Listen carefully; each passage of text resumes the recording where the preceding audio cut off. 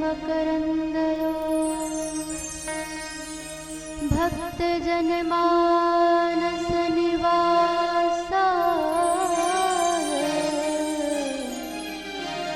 श्रीरामचन्द्राय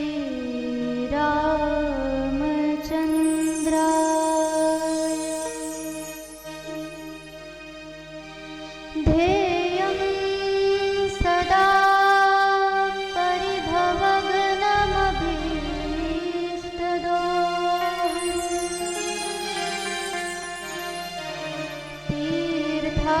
तीर्थास्पदं शिवविरञ्चिनुतं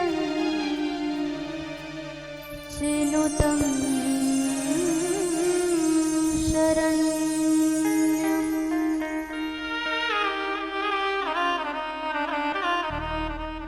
भृत्यार्तिहं प्रणतपालभवाब्धिपोतम्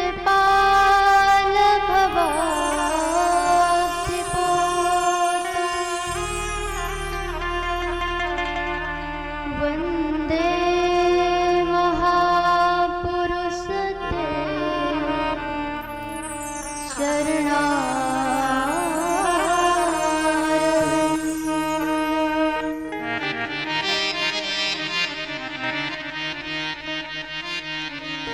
वंशी विभूषितकरा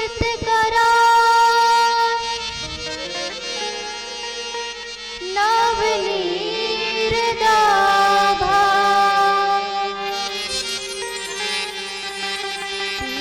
पीताम्बरा तरुणबिम्बफलाधरो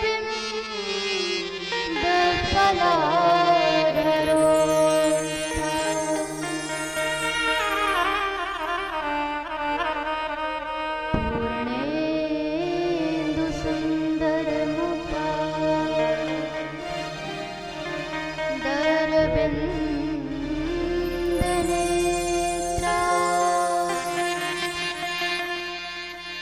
कृष्णात् परं किमपि तत्त्वमहं न जाने।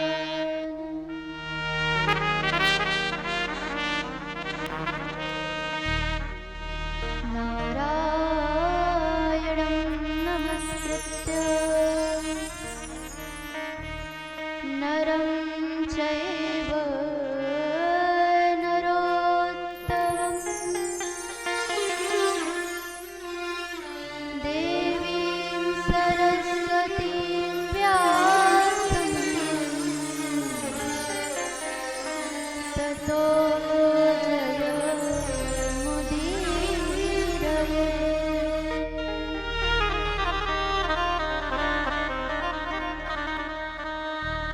जय जय श्री राधारमण जय जय नवल किशोर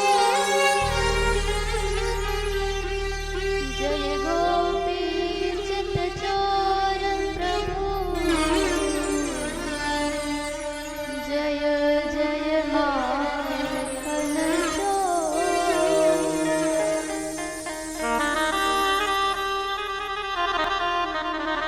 बोलिए अवध बिहारी सरकार की जय। श्री रामचरितमानस जी की जय। श्रीमद्भागवत महापुराण की जय। श्री गणवीर महाराज की जय। श्री यमुना मैया की जय। सब श्री संतों सब भक्तों की जय। जय जय श्री सीताराम महाराज की।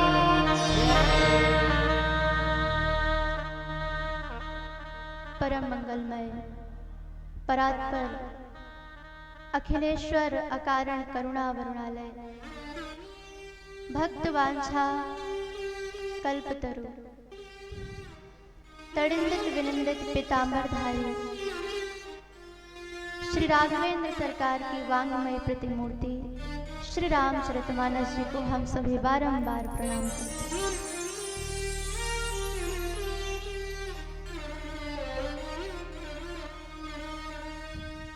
यहाँ पर पधारे हुए सभी भगवत चरणानुरागी भक्तवृंद, भक्तिमती श्रद्धामती माताएं, सभी को जय सिया राम। जय श्री राम।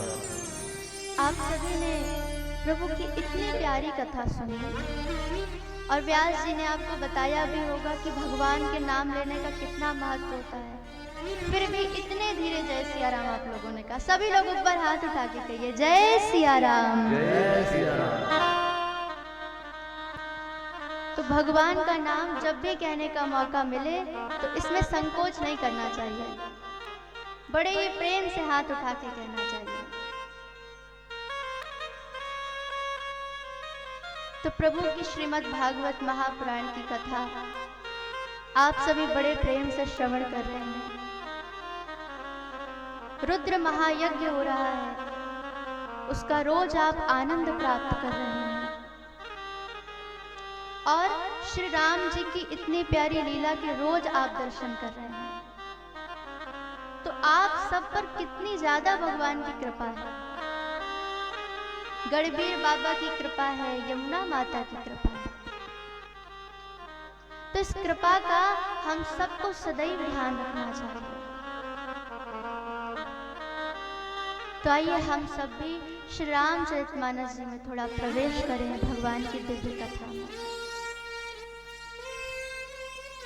तो जो राम जी की कथा है, संतों को बड़ा प्यारा प्रसंग लगता है, पुष्प वाटिका का प्रसंग, जहां हमारी जानकी मैया ने प्रथम बार प्रभु श्री राम के दर्शन किए और प्रभु श्री राम ने प्रथम बार सीता माता के दर्शन किए। और इसी लीला को देखकर, इसी लीला को स्मरण करके किसी संत ने, किसी भक्त ने बड़ा सुंदर भाव दिया है। राम को देख कर श्री जनक नंदिनी बाग में जा खड़ी की खड़ी रह गई। राम को देख कर श्री जनक नंदिनी बाग में जा खड़ी की खड़ी रह गई। राम देखे सिया माँ सिया राम को, राम देखे सिया माँ सिया राम को, अखियाँ चार लड़ी की लड़ी रह गई। अखियाँ चार लड़ी की लड़ी रह गई। राम को ताली बजाते हुए श्री जनक नंदिनी राम को देख कर श्री जनक नंदिनी बाग में जा खड़ी की खड़ी रह गई। बाग में जा खड़ी की खड़ी रह गई। जय सिया राम। सभी लोग प्रेम से ताली बजाते हुए हरि बोल।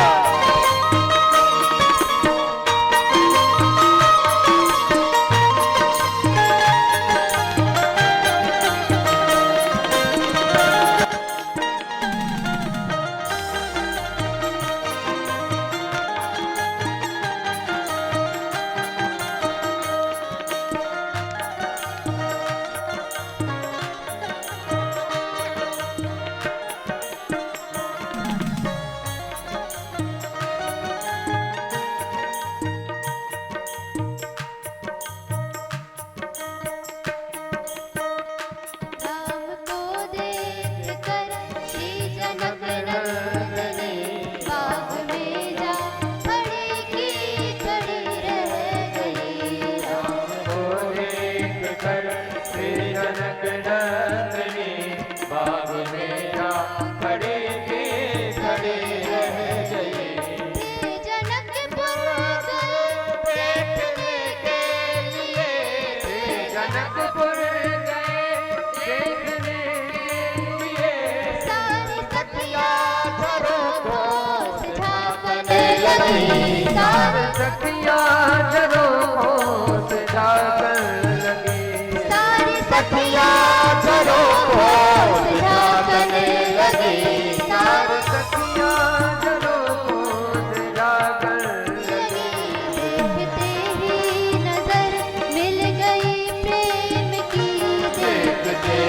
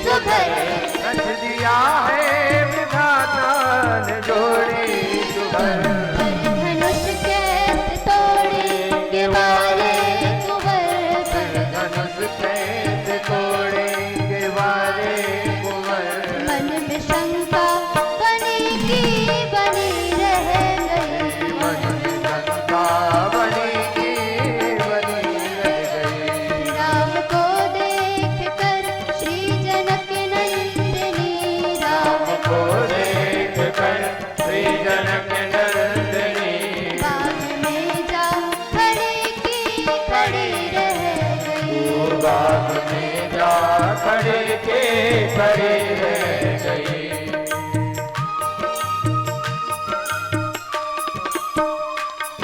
सभी लोग प्रेम से गाते हुए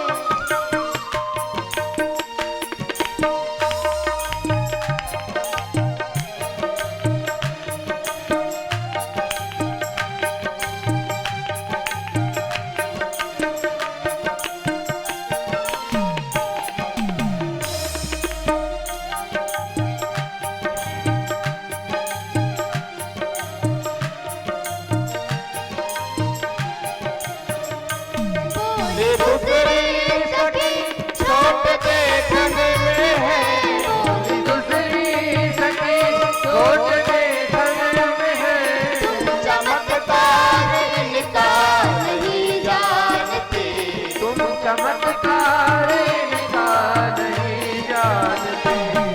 कहीं बाढ़ में ताड़का राक्षसी, कहीं बाढ़ में ताड़का राक्षसी, उठ सकी ना पड़ी की पड़ी रह गई।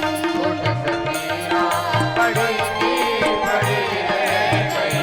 श्री राम को देख कर श्री जनक नंदिनी, को देख कर श्री जनक नंदिनी, बाग में जा खड़ी की खड़ी रह गई।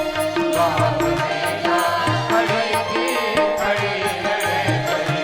राम देखे सिया माँ सिया राम को, राम देखे सिया माँ सिया राम को, चार अखियाँ लड़ी की लड़ी रह गई। चार अखियाँ लड़ी की लड़ी रह गई। राम को देख कर श्री जनक नंदिनी, राम को देख कर श्री जनक नंदिनी, बाग में जा खड़ी की खड़ी रह गई। बाग में जा खड़ी की खड़ी रह गई। बोलिए सियावर रामचंद्र भगवान की। जय हो। तो ऐसे प्रथम बार जनकपुरी में जब प्रभु श्री राम गए हैं, पुष्प वाटिका में मैया सीता ने प्रभु श्री राम के दर्शन किए हैं और राम जी ने माता सीता के दर्शन किए, और दोनों ने एक दूसरे की छवि को अपने मन में बसा लिया है। क्यों? क्योंकि यह विदेह की वाटिका है। यहाँ संबंध विदेह से हो गया, अर्थात हृदय का संबंध जुड़ गया। राम जी आए श्री लक्ष्मण जी के साथ, गुरुदेव ने आशीर्वाद दिया है, रात्रि में विश्राम हुआ और जैसे ही प्रातः काल आज हुआ तो जनक जी ने तुरंत शतानंद जी को भेज दिया। शतानंद जी आए, पूरी बात बताई। विश्वामित्र जी आए और कहा, बेटा राम, लक्ष्मण चलो चलते हैं, देखते हैं आज किसके भाग्य उदित होते हैं, कौन श्री राम धनुष को भंग करेगा। लक्ष्मण जी ने कहा, गुरुदेव, आज श्री राम धनुष को तो वही भंग करेगा, शिव धनुष को, जिस पर आपकी कृपा होगी। और सब जानते हैं कि राम जी पर किसकी कृपा है। तो सब बड़े प्रसन्न हुए, सभी लोग तुरंत गए हैं। भगवान को आज जैसे सबने रंगशाला में देखा तो अपनी अपनी भावना के अनुसार प्रभु के दर्शन कर रहे हैं। और ऐसा ही प्रसंग हम श्रीमद् भागवत महापुराण में भी देख सकते हैं। जब श्री कृष्ण भगवान मथुरापुरी में गए, वहां रंगशाला में प्रवेश किया तो वेदव्यास जी ने भी यही बात कही। क्या कहा? मल्लानां शनिर्नृणां नरवरः स्त्रीणां स्मरो मूर्तिमान्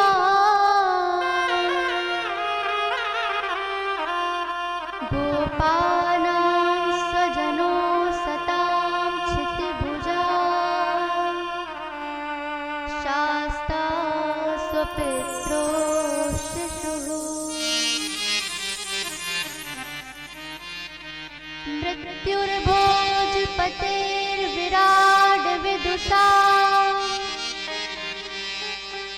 त्वं परं योगिनां वृष्णीनां परदेवतेति विदितो रङ्कं गतः साग्रजः।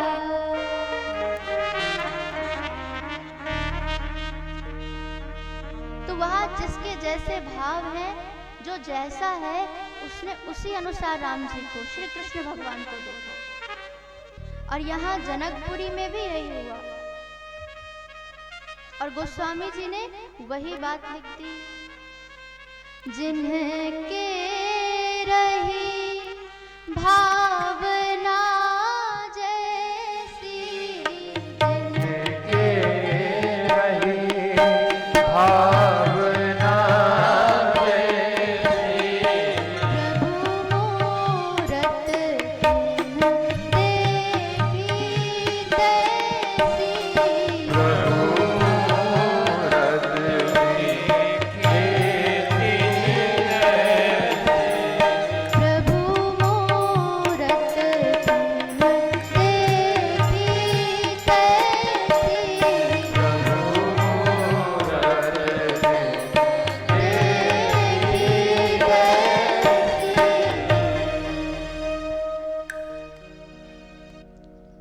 तो वहां पर भी जिसकी जैसी भावना है, उसने उसी अनुसार दर्शन किया। जनक जी ने देखा, तुरंत आए हैं, विश्वामित्र जी को प्रणाम किया, पूछा, गुरुदेव बताइए कैसी रचना है। विश्वामित्र जी ने कहा, राजन रचना बड़ी सुंदर है। अर्थात जीवन में कुछ भी कार्य करो, जब तक उसमें किसी वृद्ध की बात आपने नहीं मानी, वृद्ध की सलाह नहीं लिया, तब तक वह कार्य पूरा नहीं माना जाता। आज जब विश्वामित्र जी ने कह दिया, महाराज बहुत सुंदर रचना है, तो जनक जी प्रसन्न हो गए और बड़े सुंदर स्थान पर, सिंहासन पर बैठाया। सब मंचन ते मंचु एक सुंदर बिसद विशाल, मुनि समेत दो बंधु तहाँ बैठारे महीपाल। सब मंचन ते मंचु, सभी मंचों में से जो सबसे सुंदर मंच है, सबसे विशाल मंच है, उसमें विश्वामित्र जी, श्री राम जी और श्री लक्ष्मण जी को बैठा। अब प्रश्न उठता है, इतना अच्छा मंच देने की क्या आवश्यकता थी? ऐसे जैसे सबको बैठाया था वैसे बैठा देते। तो भैया विश्वामित्र जी कोई ऐसे वैसे हैं। विश्वामित्र महामुनि ज्ञानी, महामुनि है, ज्ञानी है, ऐसे किसी भी स्थान में कैसे बैठा देते? और श्री राम जी और लक्ष्मण जी चक्रवर्ती सम्राट महाराज दशरथ के पुत्र हैं। इसीलिए जो सबसे सुंदर सिंहासन, सबसे विशाल स्थान था, वहां पर श्री राम जी, लक्ष्मण जी और गुरुदेव को बैठाया। समय बहुत अच्छा देखा तो तुरंत आदेश दिया कि जाइए जानकी जी को ले आइए। और अब हमारी मैया सोह नवल तनु सुंदर सारी, सोहनवल तनु सुंदर सारी, जगत जननी अतुलित छवि भारी, जगत जननी अतुलित छवि भारी, सोह नवल तनु सुंदर सारी, सोहनवल तनु सुंदर सारी, जगत जननी अतुलित छवि भारी, जगत जननी अतुलित छवि भारी, रंग भूमि जब से पगुधारी, रंगभूमि जब सिय पगुधारी, देखी रूप मोहे नर नारी, देखि रूप मोहे नर नारी, रंग भूमि गाते हुए रंगभूमि रंगभूमि जब सिय पगुधारी, देखि रूप मोहे नर नारी, देखि रूप मोहे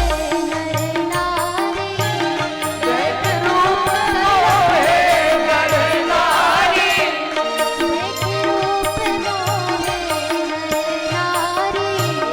देखि रूप मोहे नर नारी।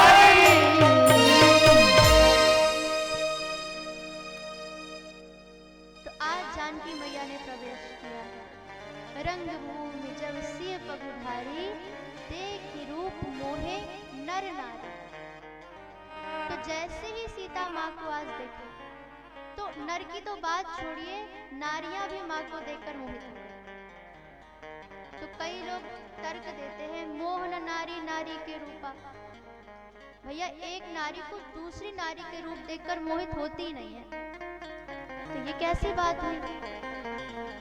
तो ये बात माया और भक्ति के संदर्भ में कही गई है। और वैसे भी हमारी जानकी मैया की सुंदरता तो अलौकिक है, उसकी क्या तुलना हो सकती है।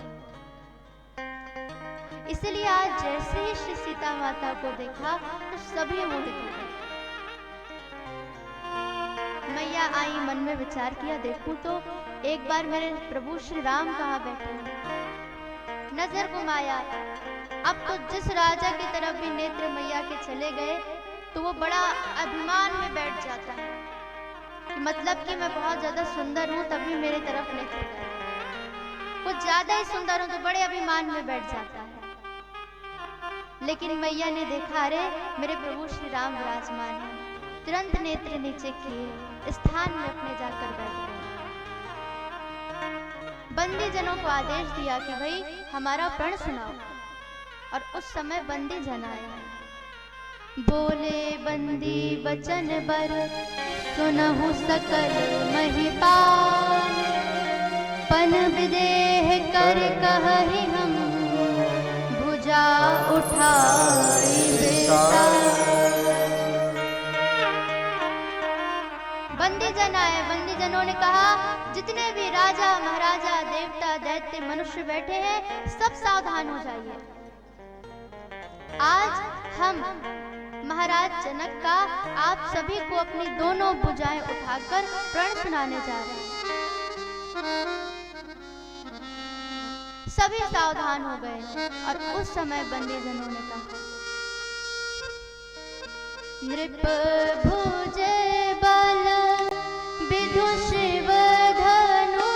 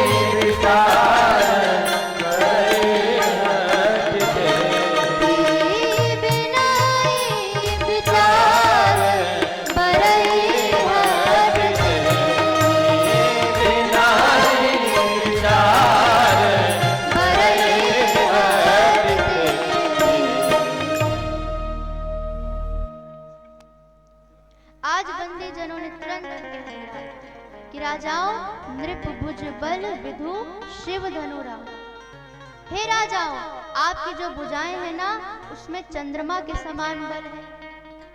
अब तो सारे राजा बड़े प्रसन्न, वारे हमारी भुजाएं चंद्रमा के समान बल है, हम तो बड़े बलशाली हैं। बंदी जनों ने कहा रुको रुको, आगे की बात तो सुन लो भैया। नृप भुज बल विधु परंतु शिव धनु राहु, तुम्हारी भुजाओं में खूब चंद्रमा के समान बल है लेकिन ये जो शिव धनुष देख रहे हो ना, ये राहु के समान है। मानो पूरा संदेश दे दिया कि बुद्धिमानो तो चुपचाप बैठे रहना, उठना मत। क्योंकि जब राहु चंद्रमा के पास चलकर जाते हैं तो ग्रसी लेते हैं, और जब चंद्रमा महाराज स्वयं राहु के पास चलकर जाएंगे तो क्या होगा। इसलिए बुद्धिमानो तो चुपचाप बैठे रहना, उठना नहीं। लेकिन ये कहा मानने वाले, कहा कि जो भी शिव धनुष को भंग करेगा उसका विवाह बिना किसी हट के माता जानकी के साथ होगा। अब तो सारे राजा महाराजा उठने लगे हैं और जनकपुरी में आज यह दृश्य देखने के लिए सभी देवी देवता ऊपर विराजमान हैं, सब ऊपर से देख रहे हैं।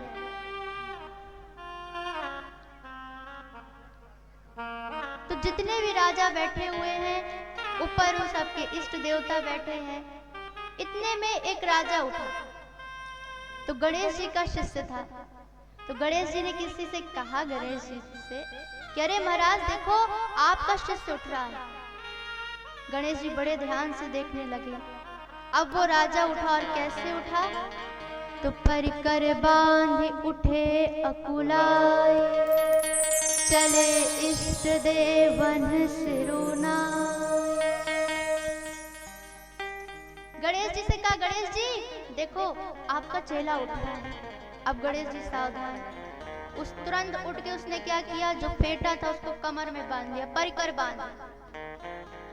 तो किसी ने कहा, हे भगवान गणेश जी कैसा चेला है आपका, बताइए उठा और आपको प्रणाम भी नहीं किया एक बार। गणेश जी ने कहा, रुको रुको करेगा। परिकर बांध दिया, उठे, उठ गया, अरे अभी भी प्रणाम नहीं किया। गणेश जी ने कहा, ठहर जा, चला तो नहीं है अभी करेगा प्रणाम। अकुलाई बड़ा हिलने डुलने लगा, आज तो शिव धनुष मैं ही भंग करूंगा, कोई मेरे सिवा कर ही नहीं सकता। और चले दौड़ पड़े। गणेश जी ने कहा, भैया ये रहा हमको प्रणाम करने से, ये हमको प्रणाम करने वाला नहीं है, इसलिए चलो हम ही इसको प्रणाम कर लेते हैं। इसीलिए चले इष्ट देवन सिरनाई, इष्ट देवता प्रणाम करने लगे।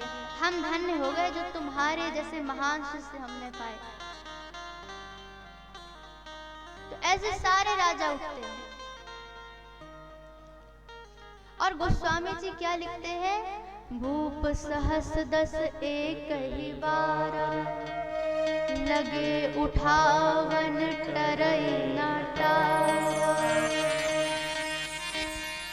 भूप सहस दस एक ही बारा, 10,000 राजा एक साथ उठाते हैं, लेकिन किसी से भी वह धनुष नहीं उठता।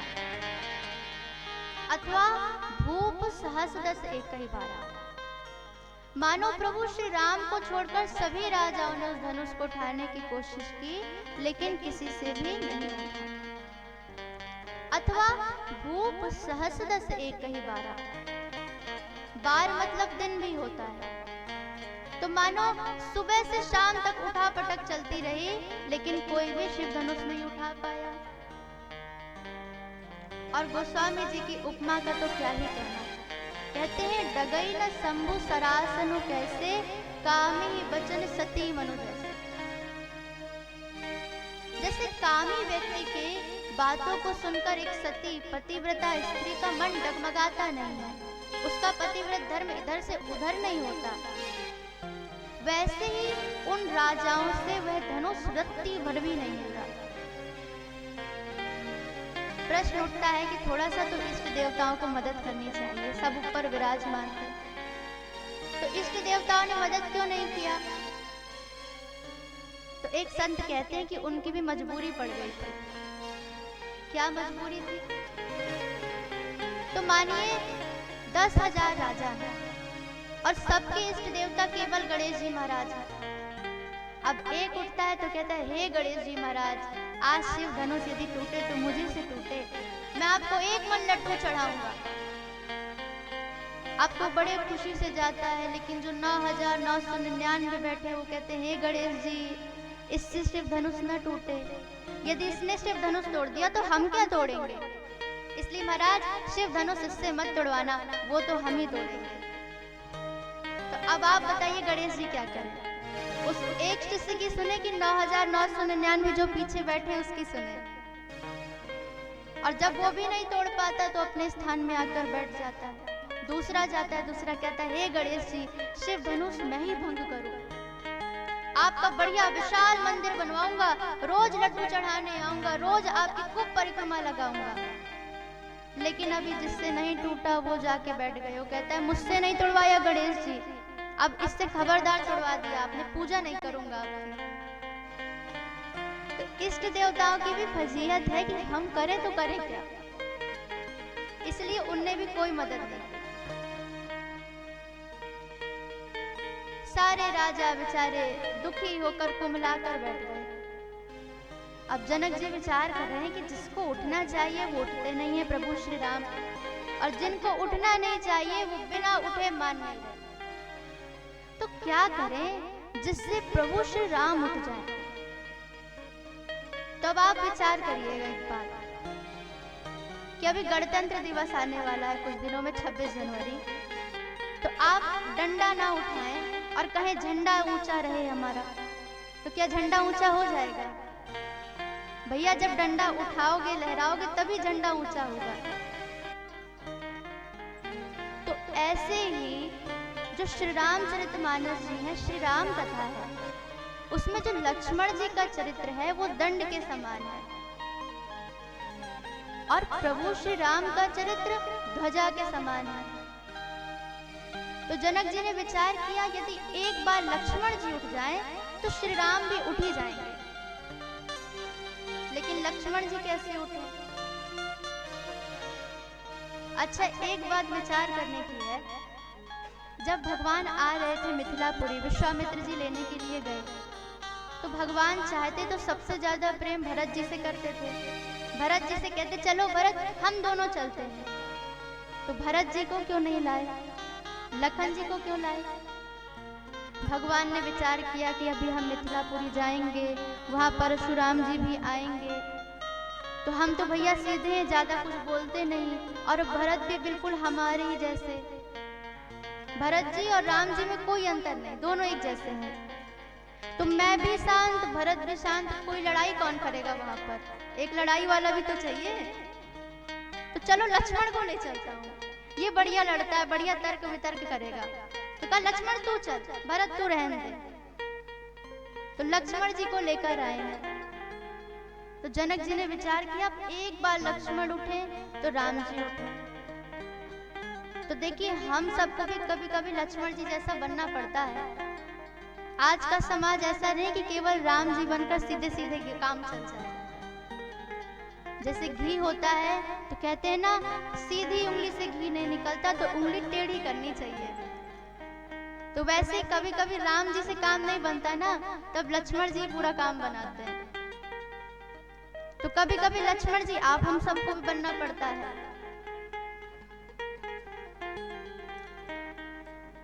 तो आज जनक जी तुरंत खड़े हो गए हैं, बड़े क्रोध में हैं। और गोस्वामी जी कहते हैं नृपन बिलो की जनक अकुलाना।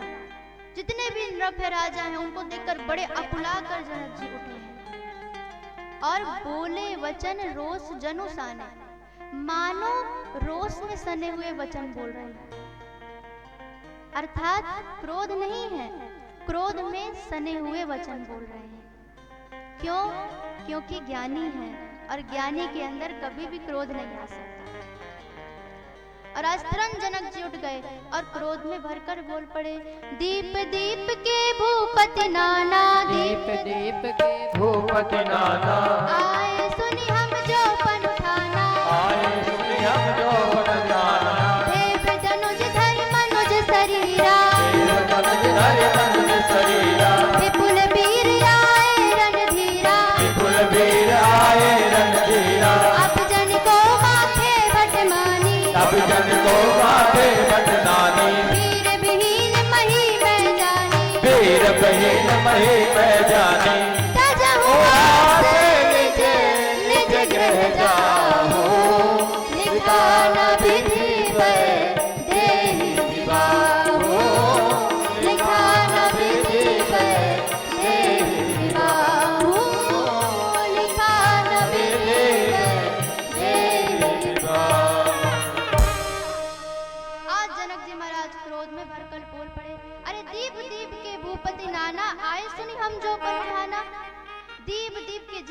राजा महाराजा थे, मेरा प्रण सुना सब भाग के चले आए।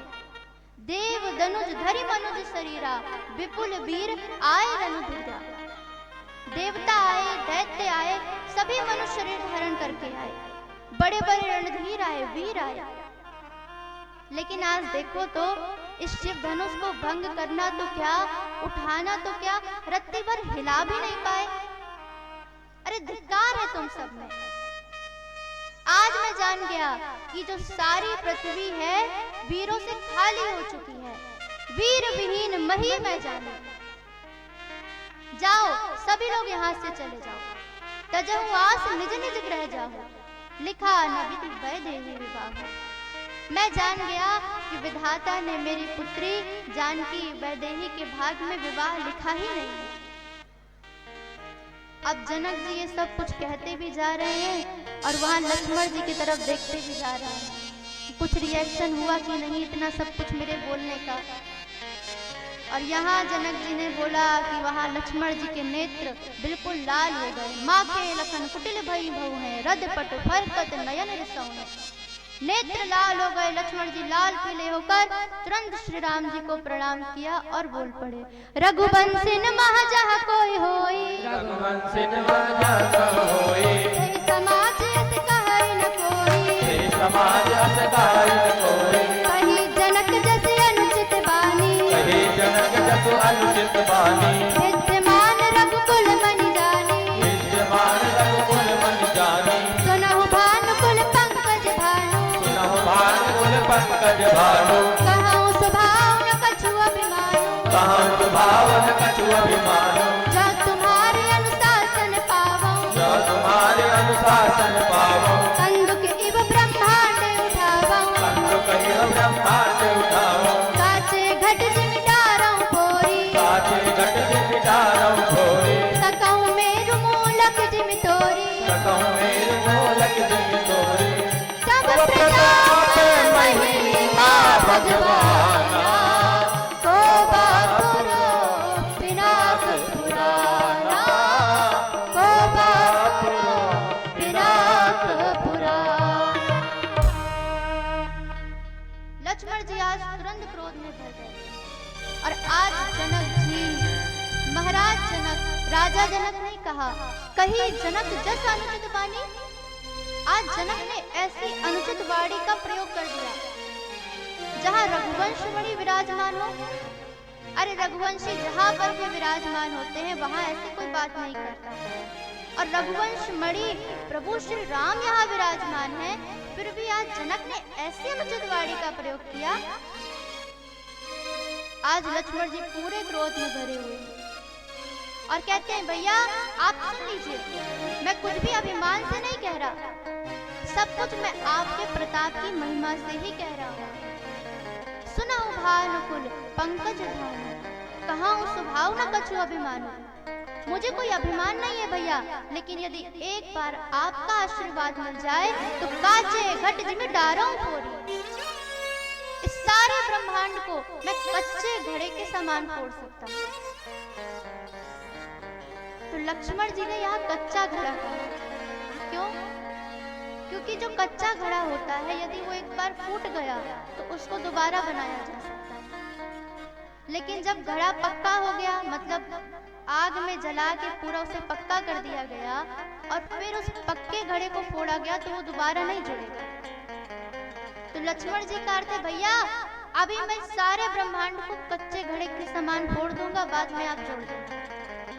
तो काचे घट जिमि डारऊं फोरी, तो कच्चे घड़े के समान सारे ब्रह्मांड को फोड़ दो। सकऊं मेरु मूलक जिमि तोरी, सुमेरी पर्वत को मूली के समान तोड़ सकता हूँ। तो भैया फिर ये धनुष क्या है? को बापुरो पुनाक पुराना। इस पुराने धनुष की तो बात ही क्या है, इसको लेकर तो मैं 100 योजन तक दौड़ जाऊं। एक बार आप आज्ञा करके तो देखो। लक्ष्मण जी ने बात कही कि जितने भी राजा महाराजा सब कांपने लगे, सारी पृथ्वी डगमगाने लगी है। लखन सकोप बचन जेवो, डगमगानि महि देखत रो। जितने भी राजा महाराजा सब बेचारे कांपने लगे। रे भाई लक्ष्मण भैया तो बड़े क्रोधित हो गए। भगवान ने देखा कि लक्ष्मण जी को शांत कराया, कहा बेटा लक्ष्मण लाला आओ बैठ जाओ। लक्ष्मण जी ने कहा प्रभु ये इतना सब कुछ जो मैंने बोला क्रोध करके, क्या इसका कोई लाभ नहीं, इसका कोई फायदा नहीं होगा? भगवान ने कहा नहीं नहीं लक्ष्मण ऐसी बात नहीं है बेटा, पहले पूर्व दिशा की ओर अरुणोदय होता है, फिर ही सूर्योदय होता है। पहले लालिमा छाती है, फिर सूर्य भगवान आते हैं।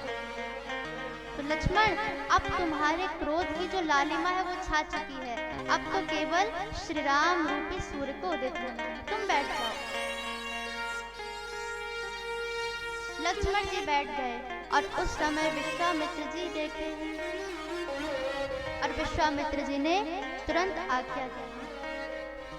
विश्वामित्र समय शुभ जानी, विश्वामित्र समय शुभ जानी, बोले अति स्नेह मय वाणी, बोले अति स्नेह मय वाणी, उठहु राम भंजहु भव चापा, उठहु राम भंजहु भव चापा, मेटहु तात जनक परितापा, मेटहु ताप जनक परितापा, मेटहु तात जनक परितापा, मेटहु तात जनक परितापा।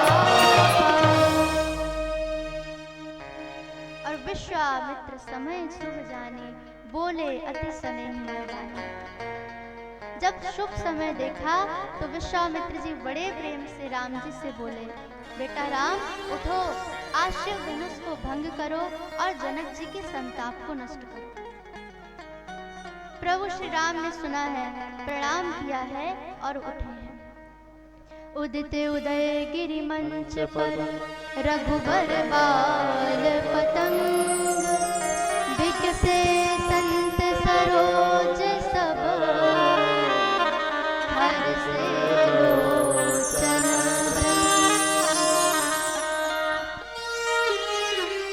जैसे भगवान आज उठे हैं, सारे संत प्रसन्न हो गए हैं। जितने भी अच्छे जनकपुरवासी हैं सब प्रसन्न हो गए और राम जी बड़े ही अच्छी चाल में चल रहे हैं। न किसी प्रकार का कष्ट दिख रहा है, न अभिमान दिख रहा है, न हर्ष दिख रहा है। लेकिन जब आज इस चाल को राम जी की सुनैना माँ ने देखा है तो मन में संशय हो गया, अरे ये छोटे से बालक इतने विशाल धनुष को कैसे भंग करेंगे? अरे कोई तो इनको समझाओ। मेरे महाराज जनक इतने बुद्धिमान हैं, इतना सत्संग करते हैं, सुखदेव जैसे ज्ञानी भी इनके पास सत्संग करने आते हैं। आज महाराज को क्या हो गया है, ऐसे अविवेक का परिचय दे रहे हैं? अरे ये छोटे बालक हैं, कितने कोमल हैं, इनसे कहो ये नहीं कर सकते। उस समय एक सखी ने समझाया, माँ ऐसे संशय मत करो। मैया जो भगवान सूर्य होते हैं वो कितने छोटे लगते हैं देखने में, लेकिन वही छोटे से भगवान सूर्य तीनों लोगों को प्रकाश से भर देते हैं। एक मंत्र कितना छोटा सा होता है, लेकिन ब्रह्मा विष्णु महेश सबको अपने वश में कर लेता है। अंकुश कितना छोटा सा होता है, लेकिन एक मतवाले हाथी को अपने वश में कर लेता है। इसलिए माँ यदि ये छोटे हैं तो ऐसे संशय मत करो। मैया को समझाया, मैया सारी बात समझ गई। यहाँ पर प्रभु आ रहे हैं, किशोरी जी ने देखा है तो हृदय में विचार कर रही क्या होगा, सबसे प्रार्थना करने लगी। माँ पार्वती से कहती है, माँ जब आज मेरे प्रभु श्री राम इस शिव धनुष को भंग करे ना तो आप अपने स्वामी महादेव को समझाना वो क्रोध ना करें। गणेश जी से कहती है, हे गणेश जी आज आप इस शिव धनुष को हल्का कर दो। गणेश जी ने कहा, माँ मैं तो स्वयं लंबोदर हूँ, इतना बड़ा मेरा पेट है, मैं कैसे हल्का करूंगा। माँ ने कहा नहीं नहीं गणपति भगवान ऐसा मत कहो। अरे आप लंबोदर हो, लेकिन आपकी जो सवारी है वो कौन है, चूहा। तो आप इतने बड़े पेट वाले हो लेकिन इतनी छोटी सी सवारी, मतलब आपको हल्के होने की क्रिया आती है। इसलिए हे प्रभु आज इस शिव धनुष को हल्का कर दो। अब तो प्रभु और पास आए, मैया और बड़बड़ाने लगी और आज उस शिव धनुष की शरण में चली गई। हे शिवचाप अब मुझे बस तेरा ही सहारा है। शिवचाप ने कहा माँ बताइए क्या आज्ञा है, मैं आपके लिए क्या कर सकता हूँ। मैया ने कहा शिवचाप मैं तुझसे यही कहूंगी कि तू हल्का हो जा। शिव धनुष ने कहा माँ आज्ञा, कितना हल्का हो जाऊं, एक सिर का हो जाऊं। अब मैया विचार करने लगी क्या कहूं, कहीं मैंने इससे कहा भैया तू आधा किलो का हो जा, और कहीं ये आधा किलो भी ना उठा पाए तो। अब बताइए आधा किलो तो छोटा बच्चा भी उठा ले, लेकिन मैया इतना संशय क्यों कर रही है, क्योंकि जब पुष्प वाटिका में मैया ने प्रथम बार राम जी के दर्शन किए तो शीतकाल का समय, ठंड का समय था, और वो भी सुबह का समय। भगवान फूल लिए हुए थे और श्रम बिंदु थी मस्तक पे, अर्थात पसीना आ गया था। तो मैया विचार कर रही है जो इतने फूल लेने में, इतने हल्के फूल लेने में जिनको श्रम बिंदु आ सकती है, वो आधा किलो भी उठा पाए, इसमें संशय है। मैंने इससे कहा भैया तू पाव भर हो जा, और कहीं वो भी ना उठा। तो मैया ने कहा ऐसा कर तू राम जी को दे, उन्हीं के अनुसार हल्का हो जा। शिवचाप ने कहा हाँ माँ हल्का तो हो जाऊंगा, लेकिन ये अपनी जड़ता कहाँ डालूं। मैया ने कहा जितने भी राजा महाराजा बैठे हैं ना, उन्हीं के ऊपर अपनी सारी जड़ता डाल। प्रभु और निकट आए, माता सीता अब एक बार प्रभु की ओर देखती हैं, एक बार पृथ्वी की ओर, मानो कहना चाह रही प्रभु जल्दी करो, नहीं तो इसी पृथ्वी में समा जाऊंगी।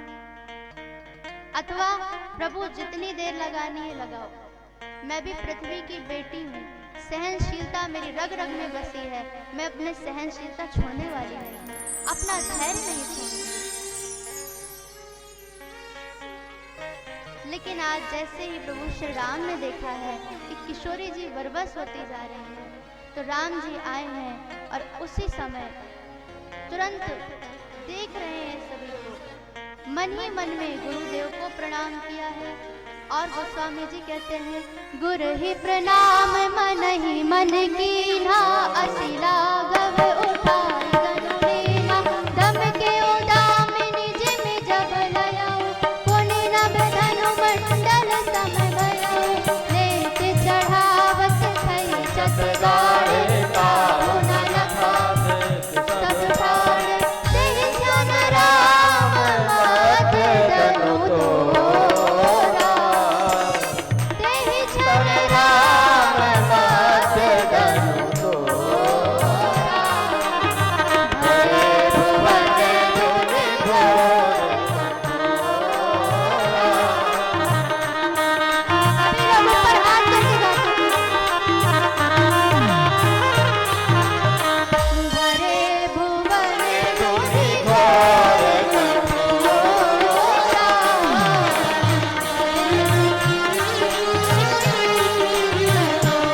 कठोरा,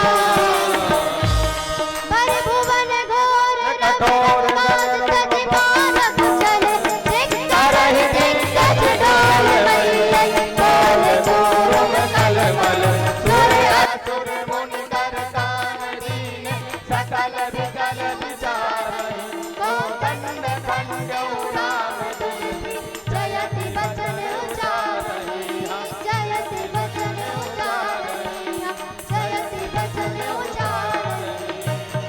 बोलिए सियावर रामचंद्र भगवान की।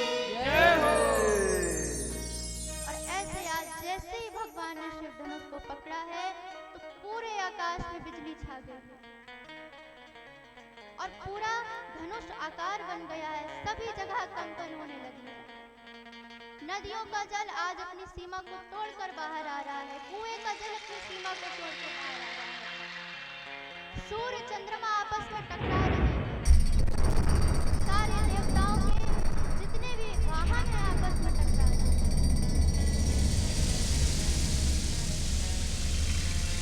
और तीनों लोकों में प्रलय की स्थिति बनाई है। ब्रह्मा जी बैठे हुए थे, सनकादिकों को ज्ञानोपदेश दे रहे थे। पूरा ब्रह्मलोक जब हिलने लगा तो सनकादिकों ने तुरंत कार्तिकेय जी से संपर्क किया और कार्तिकेय जी से संपर्क किया है। हरि ओम। हाँ महाराज बताइए। अरे बेटा कार्तिकेय क्या बात है, तुम्हारे पिता महादेव क्या प्रलय लाना चाहते हैं, क्या हो रहा है ये सब? कार्तिकेय जी ने कहा महाराज हमको नहीं पता, हमारे पिता शंकर जी तो स्वयं ने त्रिशूल तांडव कर रहे हैं। कौन है जो मेरी अनुपस्थिति में प्रलय की स्थिति ला रहा है? तो तीनों लोकों में हाहाकार मचा। सूर्य चंद्रमा से टकराए, सारे देवता एक दूसरे से टकराने लगे, वाहन टकराने लगे, लेकिन किसी को एक खरोंच भी नहीं है। क्यों? मंगल भवन अमंगल हारी, मंगल भवन अमंगल हारी, प्रभु सुदशरथ अजिर बिहारी, दशरथ अजिर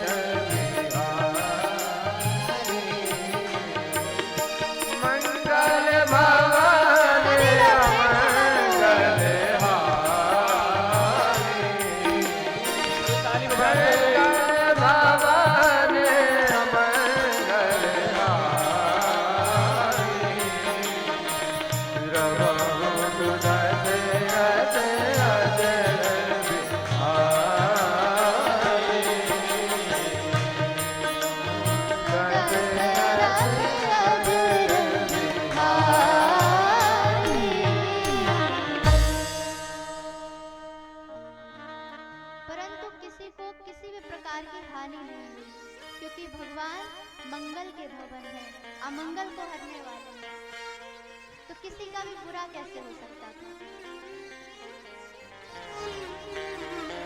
ऐसे भगवान ने शिव धनुष को भंग किया है। तो तेहि क्षण राम मध्य धनु तोड़ा। तो अवधपुरी और लंकापुरी के बीच मिथिलापुरी में भगवान श्री राम ने शिव धनुष को भंग किया, अथवा तेहि क्षण राम मध्य धनु तोड़ा। न देवता ने न दैत्य ने मनुष्य योनि में आकर भगवान श्री राम ने शिव धनुष को भंग किया, अथवा तीन राम हुए, परशुराम, राम और बलराम। तो बीच वाले प्रभु श्री राम ने श्री शिव धनुष को भंग किया, इसीलिए तेहि क्षण राम मध्य धनु तोड़ा। हर जगह भगवान की जय जयकार होने लगी। सभी मिथिलापुर वासी प्रसन्न हैं और अब हमारी सीता माता अपनी सारी सखियों के साथ जा रही हैं। चतुर सखी लखी कहा बुझाई, चतुर सखी लखी कहा बुझाई, कहीं रावहु जयमाल सुहाई, कहीं राम दुहाई, सुनत जुगल कर माल उठाई, सुनत जुगल प्रेम विवश पहिराई न जाई,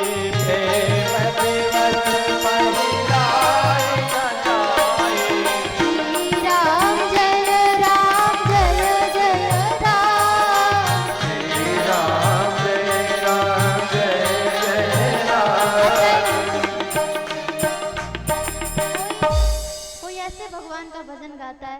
हमने आपसे कहा भैया ताली बजाओ, आप लोग बिल्कुल धीरे धीरे बजाते हैं। आप भोजन करके आए कि नहीं? अच्छा, भोजन कौन करके आया? हाथ उठाइए। सब करके आए हैं ना? तो फिर भी आपकी ताली नहीं बज रही। तो सभी लोग ऊपर हाथ करके बजाया करिए। सभी लोग पहले ऊपर हाथ करिए और अब आवाज आनी चाहिए। एक बार हम, एक बार आप। श्री राम जय राम जय जय राम। श्री राम जय राम जय माइक वालों की नहीं मानी जाएगी। माइक नहीं, माइक वाले भैया नहीं गाएंगे, आपको हम सुनेंगे। पहले आप लोग गाइए, आप बाद में गाना। श्री राम जय जय राम।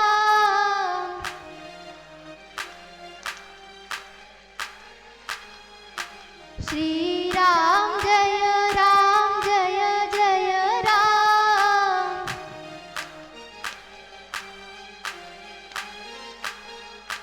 श्री राम जय जय राम। श्री राम जय जय राम।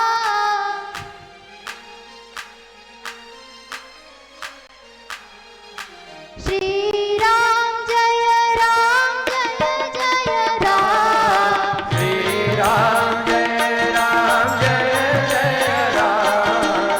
सीता राम जय सीता राम। सीता राम जय सीता राम। राधे श्याम जय राधे श्याम। राधे श्याम जय राधे श्याम। जय रघुनंदन जय घनश्याम। जय रघुनंदन जय घनश्याम। सीता राम जय सीता राम। सीता राम जय सीता राम। जय रघुनंदन जय घनश्याम। जय रघुनंदन जय घनश्याम। राधे श्याम जय राधे श्याम। राधे श्याम जय राधे श्याम। सीता राम जय सीता राम। सभी लोग ऊपर हाथ करिए। राम जय सीता राम। जय सिया राम जय सिया राम। जय रघुनंदन जय घनश्याम। सीता राम जय सीता राम। राधे श्याम जय राधे श्याम। जय रघुनंदन जय घनश्याम। सभी लोग फिर से। सीता राम जय सीता राम। जय रघुनंदन जय घनश्याम। जय सिया राम जय सिया राम। सीता राम जय सीता राम। सीता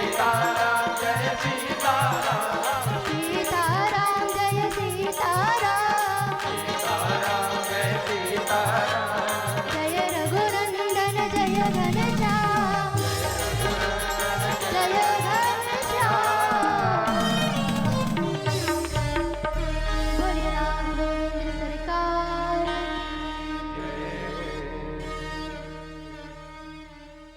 तो ऐसे मैया अब बड़े ही प्रेम से प्रभु के पास गई। अब हमारे जो राम जी वो थोड़े लंबे हैं और जो किशोरी जी वो छोटी थी। तो अब किशोरी जी जयमाला डालना भी चाह रही तो नहीं डाल पाता।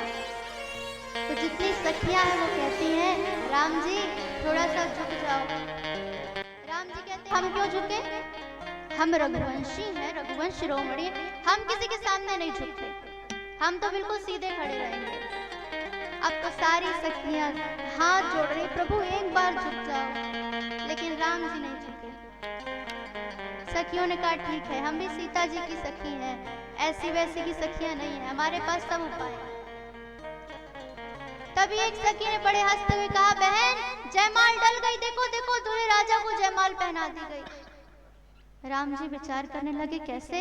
मैंने तो सिर झुकाया नहीं, थोड़ा देखूं तो। और जैसे ही नीचे मुंडी किया देखने को, तो मैया ने तुरंत जयमाल डाल दिया। बोलिए सियावर रामचंद्र भगवान की जय हो। गावहि छवि अवलोकि सहेली, गावहि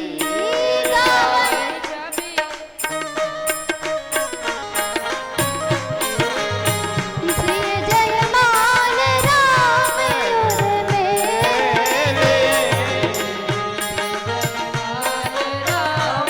उर्मिली, श्री जयमाल राम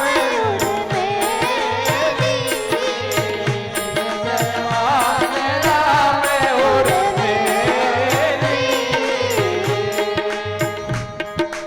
ऐसे आज तुरंत मैया ने जयमाल पहनाया, जय जयकार होने लगी है, पुष्पों की वर्षा होने लगी है। पूरे अरु व्योम बाजने बाजे, खल भय मलिन साधु सब साजे। तो सब तो प्रसन्न है, लेकिन जो दुष्ट राजा हैं वो बड़े दुखी हो गए। तभी एक जितने राजा थे क्रोधित होकर किसी ने कहा, अरे ये जो सीता जी है इनको कोई छुड़ा लो। तभी दूसरे ने कहा, सीता जी को क्यों, दोनों बालकों को बांध लो। अगर आज थोड़ी सी सहायता महाराज जनक करे तो दोनों को अभी युद्ध में हम हरा। तो पीछे खड़े राजा ने कहा, भैया बोलना बस है कि कुछ करना है, जाओ कुछ करो, जब से बोल ही रहे हो। तो आगे वालों ने कहा, अरे बोलना बस है, करना नहीं है। हम तो इसलिए बोल रहे हैं कि कुछ नहीं तो थोड़ा बहुत दंगा लड़ाई तो हो ही जाए, एक दो गिर जाए, लड़ाई हो जाए, हाथ पैर टूट जाए, तभी तो मजा आती है। उसने कहा, अच्छा ऐसी बात है, ठीक है तो फिर हम भी बोलेंगे। अब तो चारों तरफ से आवाजें आने लगी, धरी बांधो नर बालक दो, दोनों राजकुमारों को बांध लो।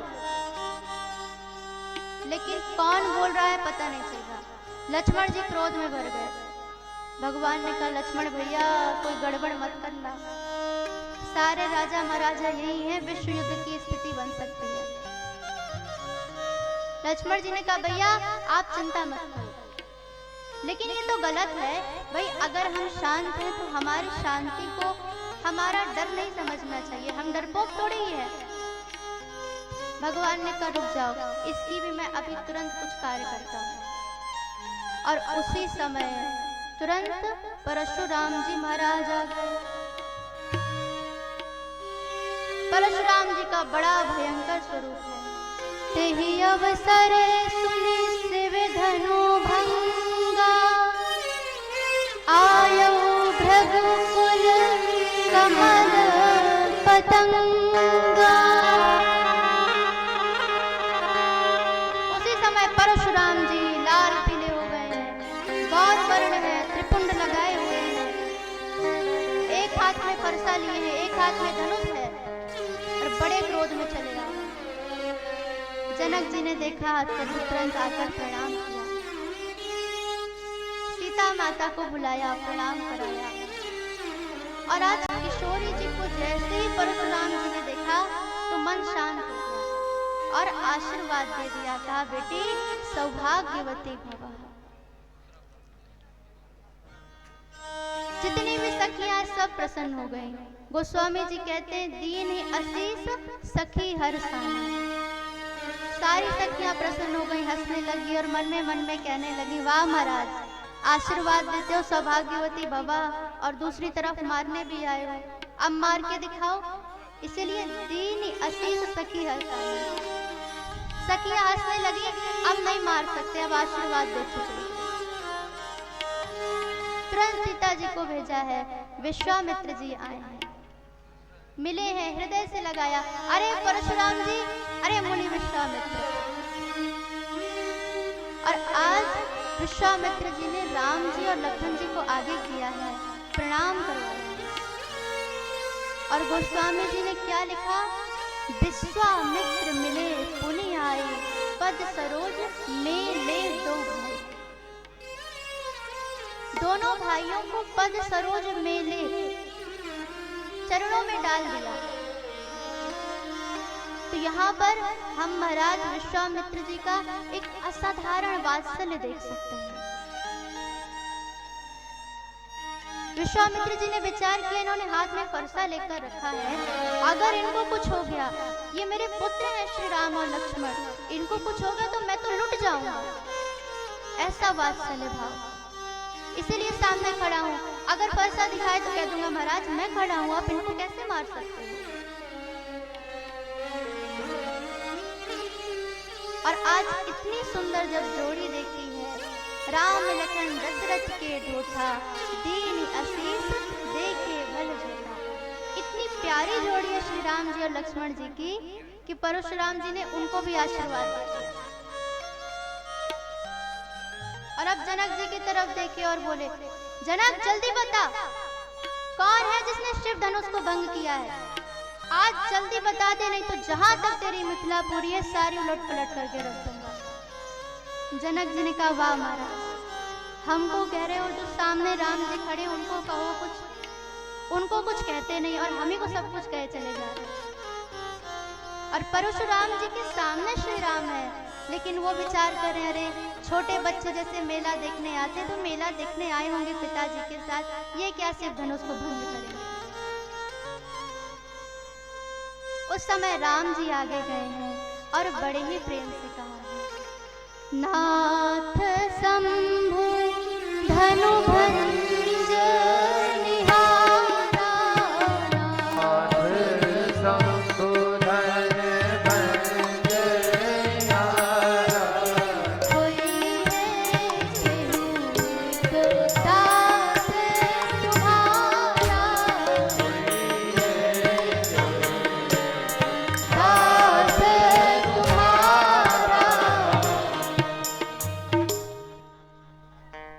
प्रभु श्री राम ने कहा, प्रभु इस शिव धनुष को भंग करने वाला तो कोई आपका एक दास ही होगा। परशुराम जी ने कहा, राम मैं कुछ नहीं जानता, जिसने भी शिव धनुष को भंग किया है उसको जल्दी मेरे सामने लाओ, न तब मारे जाए हैं सब राजा, ये तो जितने राजा है ना सबको मार डालूंगा। अब तो जितने राजा हैं सब थर थर थर थर कांपने लगे। अच्छा, जब परशुराम जी नहीं आए थे ना तो ये राजा बड़े अभिमान में थे। सब कहने लगे, इन बालकों ने शिव धनुष भंग कर दिया, हम भी कर लेते। वो तो हम कर नहीं रहे थे, जानते थे शिव धनुष को भंग करेंगे तो परशुराम जी आएंगे और कौन उनका क्रोध शांत करेगा, इसीलिए हमने शिव धनुष नहीं भंग किया, नहीं तो हमारे तो बाएं हाथ का काम था, हम भी कर लेते। लेकिन जैसे ही परशुराम जी ने कहा, जल्दी बताओ किसने शिव धनुष भंग किया, नहीं तो सारे राजा मार दूंगा, सब कांपने लगे और सब कहते हैं, हे भगवान, राम जी सीधे सीधे ना कह सकते थे मैंने ही भंग किया है, कोई है कि एक दास तुम्हारा, आपका कोई एक दास ही होगा। ये कहने की क्या आवश्यकता थी, हम सब फंस गए इनके चक्कर में, सीधी सीधी बात नहीं करते ये भी। लेकिन आज ये सब कुछ यहाँ पर लक्ष्मण जी शांत खड़े सुन रहे, अभी कुछ नहीं बोले। क्यों नहीं बोले? लक्ष्मण जी ने विचार किया कि सारे संसार का ठेका मैंने लेकर रखा है क्या, अब इनको भी कुछ करना चाहिए, ये करें, मैं नहीं देखता। अर्थात शिक्षा क्या मिलती है कि सारी दुनिया में, विश्व में क्या हो रहा है आप छोड़ो, आप तो केवल रघुराम जी को पकड़ो। हमारे प्रभु श्री राम के साथ क्या हो रहा है हमें वो देखना, और सारी दुनिया को तो भगवान संभाल लेंगे। तो अभी तक लक्ष्मण जी नहीं बोले, सारी बात को ध्यान से सुन रहे हैं। लेकिन परशुराम जी ने कहा, राम जिसने भी आज शिव धनुष भंग किया है वो सहस्त्र बाहु के समान मेरा दुश्मन है। तो लक्ष्मण जी क्रोध में भर गए कि कैसी बात कर रहे हैं, मेरे भैया दास भाव से इतने प्रेम से इनसे बोल रहे हैं और ये सहस्त्र बाहु के समान शत्रु है, ऐसे बात कर रहे हैं।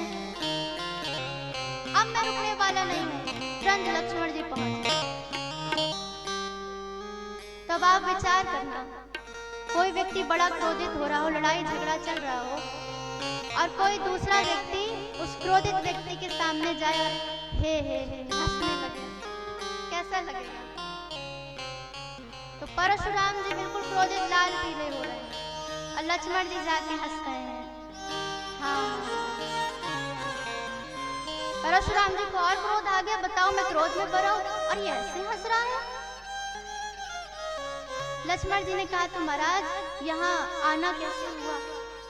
ये शिव धनुष भंग हुआ इसी वजह से आए हैं ना? परशुराम जी ने कहा हाँ। तो महाराज आप आज शिव धनुष के भंग होने में क्यों आ गए? भाई बचपन में तो हमने बड़ी छोटी छोटी धनुइयां तोड़ी, छोटे छोटे धनुष तोड़ते थे, तब तो आप एक बार भी नहीं आए। तो इस धनुष पर इतनी ममता क्यों है जो आप इतनी जल्दी आ गए? परशुराम जी ने कहा तू कैसी बात करता है? छोटी छोटी धनुइयों को धनुका से तू तोल रहा है। ये शिव धनुष कहाँ और वो धनुष छोटे छोटे कहाँ? इसकी क्या कोई तुलना हो सकती है?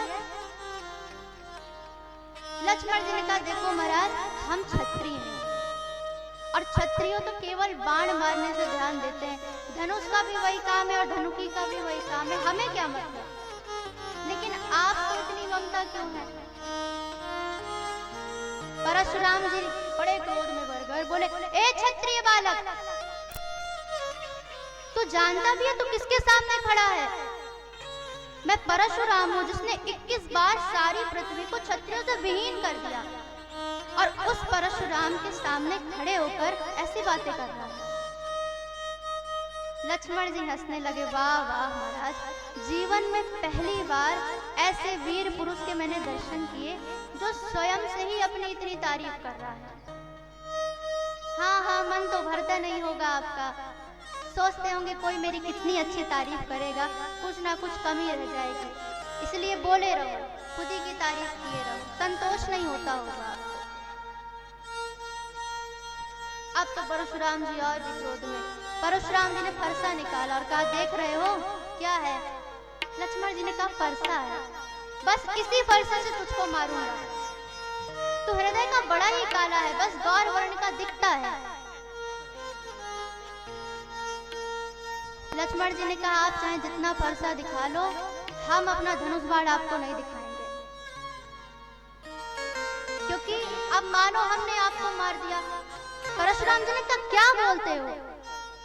लक्ष्मण जी ने कहा मानिए हमने आपका वध कर दिया तो हमें ब्रह्म हत्या लग जाएगी, और कहीं हम आपसे हार गए तो हमारा क्षत्रिय धर्म नष्ट हो जाएगा। इसलिए महाराज आप चाहे जितना फरसा दिखा लो, हम अपने धनुष बाण आपको नहीं दिखाएंगे। तो आज लक्ष्मण जी ने प्रभु श्री राम जी के लिए परशुराम जी का भी अपमान कर डाला, क्योंकि उनके जीवन में यदि किसी की महत्ता है तो केवल श्री राम की। श्री राम जय राम जय जय राम, श्री राम जय राम जय जय राम, जय राम जय जय राम, श्री राम जय राम जय जय राम, श्री राम जय जय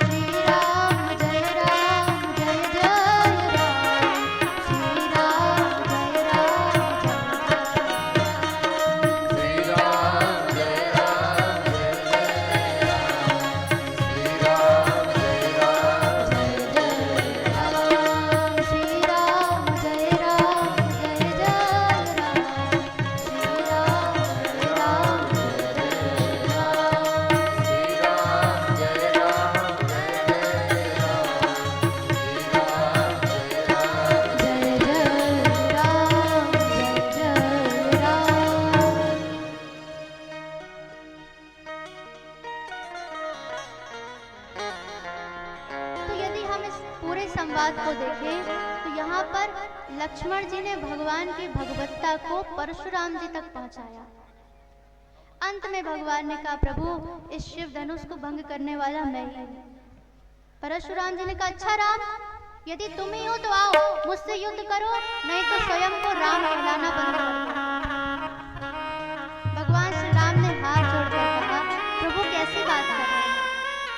आप ब्राह्मण हैं और मैं क्षत्रिय हूँ, तो आप तो हमारे पूज्य हो, हम आपसे कैसे युद्ध कर सकते हैं? आपका नाम परशुराम है और मेरा नाम राम है, तो मैं तो हर प्रकार से आपसे प्रभु हारा हूँ और मैं आपसे युद्ध नहीं कर सकता। लेकिन महाराज, जैसी बात आप कर रहे हैं, यदि ऐसी बात हमारे सामने काल भी खड़ा होकर करेगा ना, तो हम उससे भयभीत होने वाले नहीं हैं, क्योंकि हम रघुवंशी हैं, हम उससे भी युद्ध कर सकते हैं, क्योंकि हमारे ऊपर आप जैसे ब्राह्मणों का आशीर्वाद है। जब यह बात सुनी तो श्री परशुराम जी समझ गए कि इतनी सुंदर, इतनी प्यारी बात प्रभु के अलावा, परब्रह्म परमात्मा के अलावा कोई नहीं कर सकता। तुरंत धनुष दिया और कहा, राम लो, आज मेरे संशय को दूर करो। लेकिन जैसे धनुष बाण देने को किया तो भगवान के पास अपने आप पहुंच गया। जान गए श्री परशुराम जी कि ये साक्षात परब्रह्म परमात्मा है। प्रणाम किया है, स्तुति किया है। तो पूरे आप इस संवाद को देखो तो यहाँ पर आज ये जो भगवान श्री राम ने परशुराम से जो चपाइयाँ कही हैं, ये श्रीमद् भगवत गीता का सार है। जैसे श्रीमद् भगवत गीता में जो एक क्षत्रिय थे, वो अपने धर्म से भटककर ब्राह्मण बनने जा रहे थे। अर्जुन ने श्री कृष्ण से कहा, प्रभु मुझे युद्ध नहीं करना, मैं जा रहा हूँ, तपस्या कर लूंगा, लेकिन अपने परिवार वालों को नहीं मारूंगा। उस समय भगवान ने भगवत गीता का ऐसा दिव्य उपदेश दिया कि अर्जुन सब कुछ भूल गए और अपने क्षत्रिय धर्म को याद रखा। तो जो ब्राह्मण बनने जा रहा था, उसको क्षत्रिय धर्म पर वापस लाया। और यहाँ पर जो परशुराम जी हैं, जो ब्राह्मण है, वो क्षत्रिय धर्म में चले गए, तपस्या करना भूलकर सबका वध करते रहे। और यदि कोई कहते महाराज आप ब्राह्मण हो, तो क्रोधित हो जाते, तुमने मुझको ब्राह्मण कहा। तो भगवान ने आज ऐसा ज्ञानोपदेश दिया कि सारी बात परशुराम जी को समझ आ गई। पुनः अपना ब्राह्मण धर्म को लिया, प्रणाम करके तपस्या के लिए चल गए। बोलिए परशुराम जी महाराज की जय। अब तो तुरंत आदेश दिया गया है, तो तुरंत जनकपुर से अवधपुर तक चिट्ठी गई है, सारी बारात आई, सब मिले हैं और सुंदर विवाह का मुहूर्त निकाला गया है। हरे कृष्ण कृष्ण कृष्ण हरे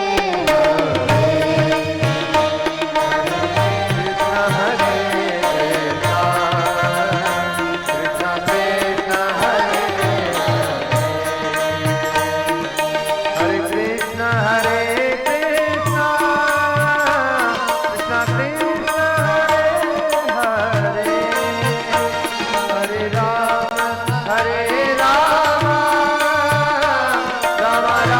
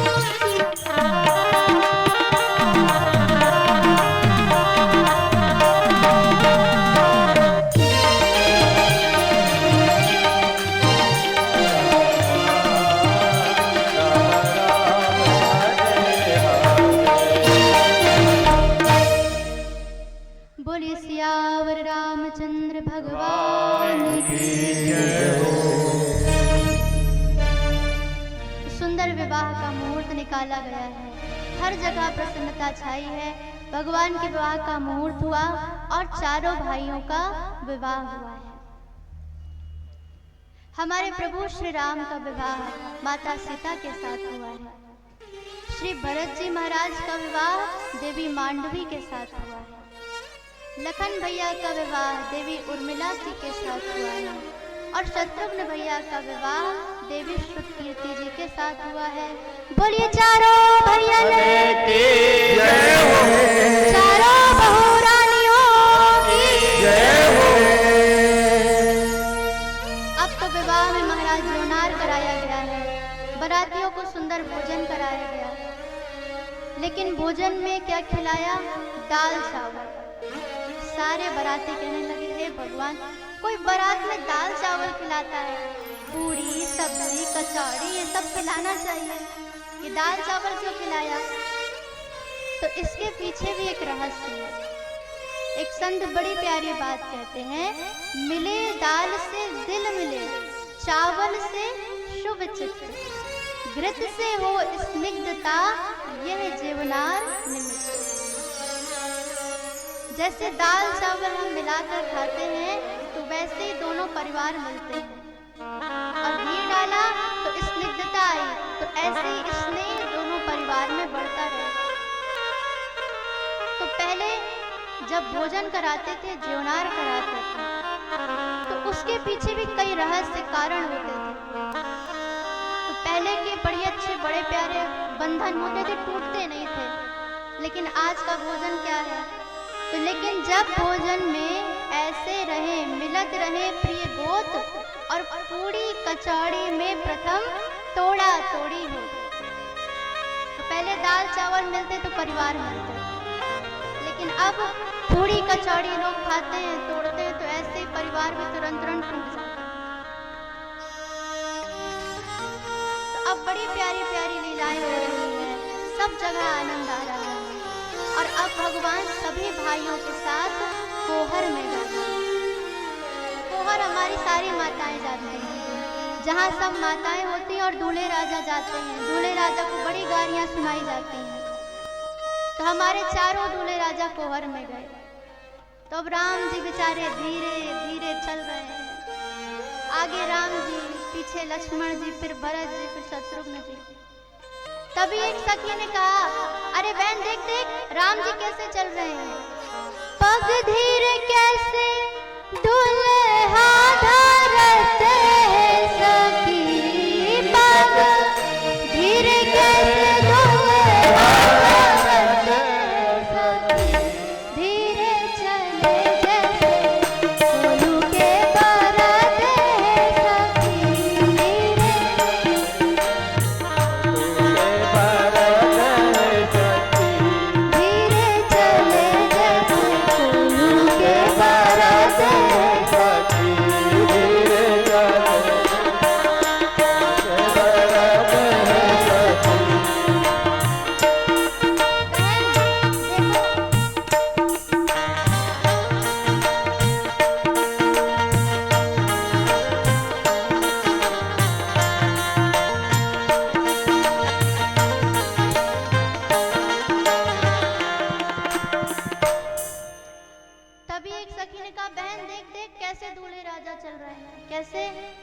जैसे कोई कोल्हू का बैल चलता है। पग धीरे कैसे दुल्हा धरत है सखी, जैसे कोल्हू के बरद, जैसे कोल्हू का बैल धीरे धीरे चलता है, वैसे ये भी चल रहे हैं। दूसरी सखी ने कहा, हे राम कैसी उपमा देते हो? ई उपमा में कौनो विवेक है सखी, उपमा में कौनो विवेक है सखी। बहन, इस उपमा में कोई विवेक है? दूल्हे राजा को कोई कोल्हू का बैल कहता है। दूसरी ने कहा, बिल्कुल सही कह रही हूँ। क्यों? बरबरा देखी राशि दोनों एक है सखी,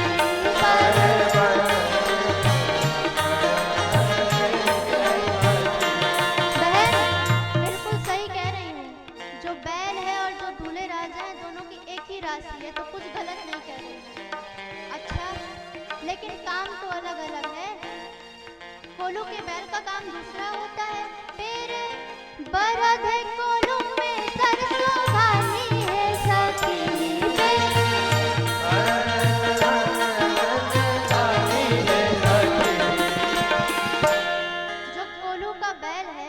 सरसों घानी पेरता है। दूसरे ने कहा ये भी पेरते हैं। क्या पेरते हैं? 84 लाख योनि के परवाने हैं सखी।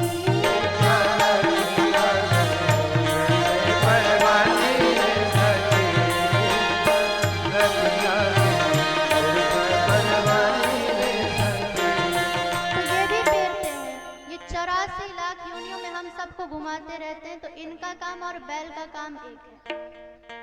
अब हमारे राम जी तो सुन लेते हैं गाली, लेकिन लक्ष्मण जी कहाँ से सुन रहे हैं? लक्ष्मण जी ने कहा अरे भैया आप जहाँ जाओ वहीं नाक कटाते हैं। बताइए इतनी गाली मिल रही है, धीरे धीरे क्यों चलते हो? कोई गुरु जी बैठे हैं क्या जो धीरे धीरे धीरे चल रहे? थोड़ा तेज चलो। कितनी गाली सुननी पड़ रही है आपके चक्कर में। भगवान ने कहा लक्ष्मण भैया आप धीरे चलो चाहे तेज, गाली तो आपको हमको सुननी पड़ेगी। लक्ष्मण जी ने कहा हम कुछ नहीं जानते, आप तो तेज तेज चलो। भगवान ने कहा ठीक है। अब तुरंत हमारे प्रभु श्री राम तेज चलने लगे। सखियों ने देखा फिर बोली टेक लंबी कैसे दुल्हा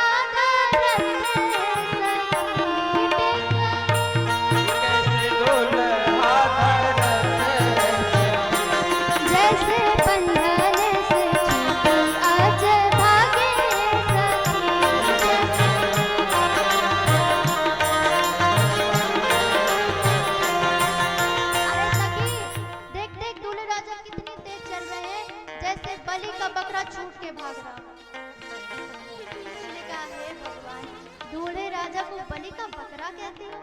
थोड़ी सी भी लज्जा आती है तुम्हें? दूसरी ने कहा नहीं ऐसे नहीं कहा जाता।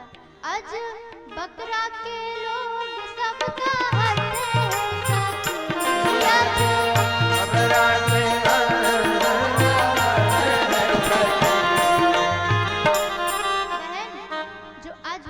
बकरे को अज कहते हैं, ऐसे दूल्हे राजा को मत कहो।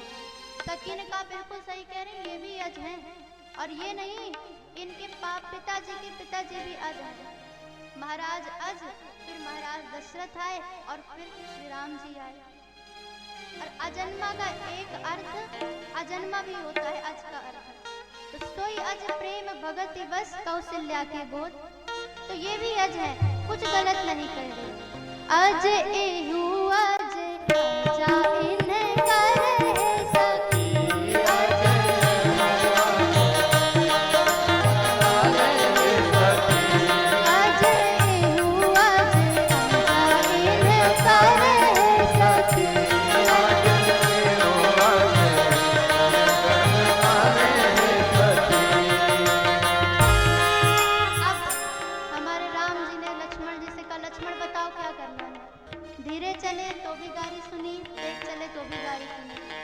लक्ष्मण जी ने कहा चलो ही मत, चुपचाप खड़े हो जाओ। तो चारों भाई खड़े हो गए, लेकिन सखियां कहाँ रुकने वाली हैं। फिर बोल पड़ी अब लागे कैसे दुल्हा खड़े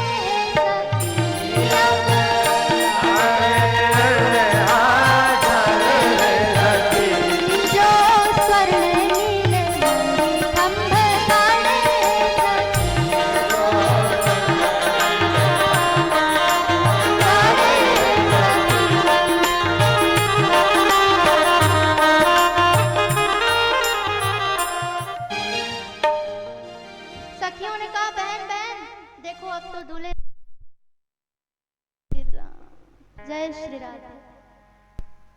सखियों ने कहा बहन देखो दूल्हे राजा अब ऐसे लग रहे हैं जैसे स्वर्ण के और नीलमणि के खंभे गाड़ दिए गए। सखी ने कहा नहीं नहीं बिल्कुल गलत उपमा है। खंभ जड़ किंतु दुल्हा तो चैतन्य है सखी।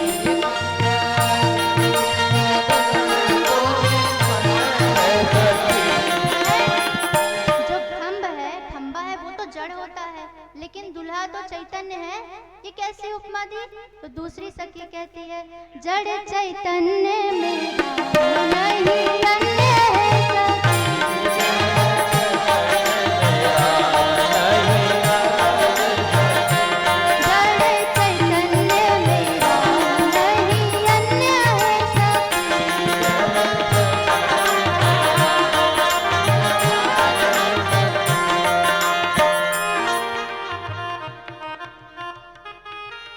श्री राम है। है। तो इसमें मैंने गलत क्या कहा? जड़ चैतन्य हर जगह राम है। तो ऐसे सारी सखियां गालियां देती हैं और हमारे प्रभु श्री राम बड़े आनंद में। तभी एक ने कहा, क्यों लक्ष्मण जी, एक बात आपसे पूछनी थी। लक्ष्मण जी ने कहा, पूछो। सखी ने कहा, आपके यहाँ की उत्पत्ति बड़ी विचित्र है। बुढ़ापे तक कोई संतान होती नहीं। जब नई संतान होती तो रोते रोते गुरुदेव के पास जाते हैं और गुरुदेव तुरंत यज्ञ कराते हैं तो अग्निदेव प्रकट होते हैं, खीर देते हैं, खीर खाते हैं, तब कहीं आप हुए हो। ऐसे ही आपकी उत्पत्ति हुई है ना, खीर खा के। लक्ष्मण जी ने कहा, लेकिन हमारे यहाँ कम से कम उत्पत्ति तो माता की गर्भ से होती है भैया, लेकिन जनकपुरी की उत्पत्ति तो और विचित्र है। क्यों? अरे भैया, किसी को भी संतान ना हो रही हो तो तुरंत एक फावड़ा लो और बड़ी सी डलिया लो और खोद लो जाके, संतानें तुरंत जमीनों से निकलती हैं। तो हमारी उत्पत्ति आपसे तो बड़ी है। ऐसा हास विलास होता है और हर जगह प्रसन्नता छा जाती है।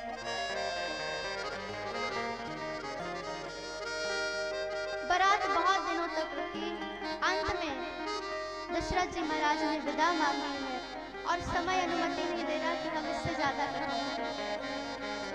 क्योंकि अभी आपको श्रीमद् भागवत महापुराण में जो इसका हृदय है, सुदामा चरित्र, उसको श्रवण करना है। भगवान के जो परम भक्त हुए हैं, तो अब समय की इतनी अनुमति नहीं है कि इससे ज्यादा हम कहें। तो अब हमारे प्रभु श्री राम और सभी बहु रानियां आए हैं अयोध्या में और अयोध्या बड़ी ही प्यारी सुशोभित हो रही है। और संत कहते हैं, कैसी अयोध्या सुशोभित है। आइए एक बार हम सब भी प्रेम से अपने अयोध्या धाम में अपने मन को ले चलें। सीताराम जी की प्यारी राजधानी लागे, राजधानी लागे, मोहे मीठो मीठो करियो मीठो पानी लागे। सीताराम जी की प्यारी राजधानी लागे, राजधानी लागे, मीठो मीठो करियो मीठो पानी लागे। सीताराम जी की प्यारी राजधानी लागे, राजधानी लागे, मीठो मीठो करियो मीठो पानी लागे। सभी लोग प्रेम से गाते हुए बोलिए अयोध्या धाम की जय हो। प्रेम से गाते हुए हरि बोल। मीठो करियो मीठो पानी लागे। सहज सुहावन जन्म भूमि श्री रघुवर राम लला की, रघुवर राम लला की, जानकी में सुति सुंदर शोभा, लक्ष्मण ज्योत की लागी। ओहो लक्ष्मण ज्योत की लागी, कहने सीधी से पूरा लागे, हाँ पूरा लागे, मोहे चारों चारों रो पानी लागे। सीता राम जी की प्यारी राजधानी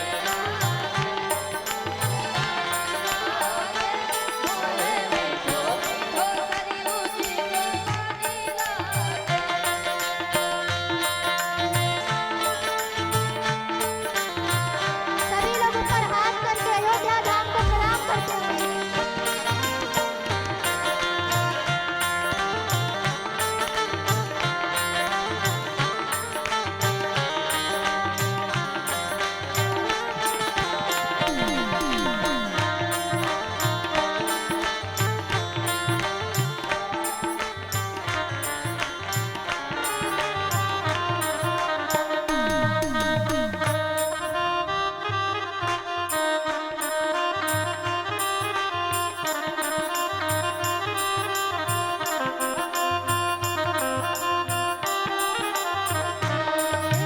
जय सिया राम दंडवत भैया मधुरी बागे बोले। जय सिया राम जनक भैया मधुरैया की बोले। मधुरी बानी बोले, कर कीर्तन संत मगन मन, गली गली में बोले, ओहो गली गली में बोले। सीताराम नाम धुन मस्तानी लागे,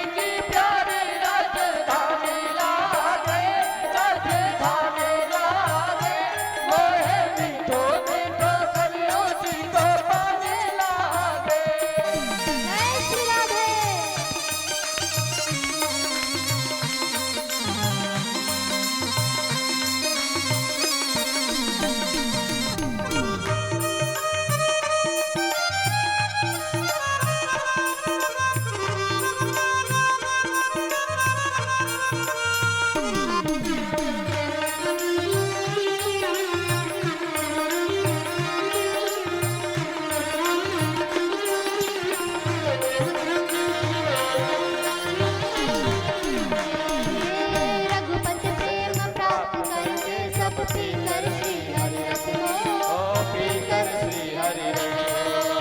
गणराजेश रहे नित निर्भय, फिकर कहो क्या किसको, ओहो फिकर कहो किसको, जिनको मन पिता रघुराज सिय महारानी लागे, महारानी लागे, मोरे मन को सीता राम जी की प्यारी राजधानी लागे, राजधानी लागे, मोहे मीठो मीठो सरयू को पानी लागे। सीता राम जी की प्यारी राजधानी लागे, राजधानी लागे, मोहे मीठो मीठो सरयू जीरो पानी लागे। सीता राम जी की प्यारी राजधानी लागे, राजधानी लागे, मोहे मीठो मीठो सरयू को पानी लागे। सीता मीठो सरयू को पानी लागे।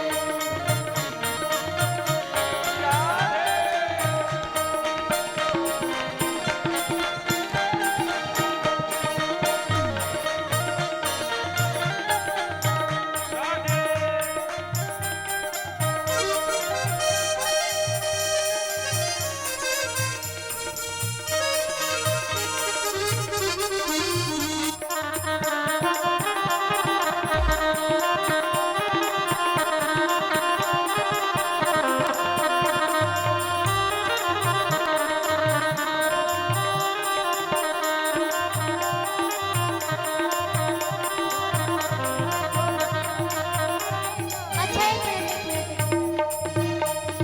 देखिए, अपने हृदय में भगवान को बसाना चाहिए। तो एक बार प्रेम से हम सब प्रभु श्री राम को अपने हृदय में, अपनी झोपड़ी में बुलाए, प्रेम से गाइए। मेरी झोपड़ी के भाग आज जाग जाए।